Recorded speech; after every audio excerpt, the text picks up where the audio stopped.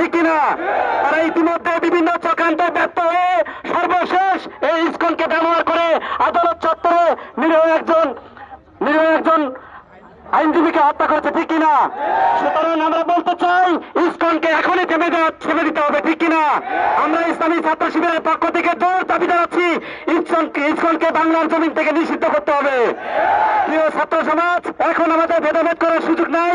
আমরা ভেদাভেদ করলে এই ফ্যাসিস্ট সরকার আবারও রুখে দাঁড়াবে, ঠিক কিনা?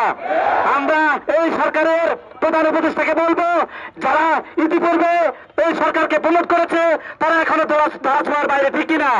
সেই জন্য আবারও যদি ডাক আসে, আবারও যদি রক্ত দিতে হয়, ইসলামী ছাত্র শিবিরের প্রত্যেকটি জনশক্তি আবারও রাজপথে দাঁড়াবে।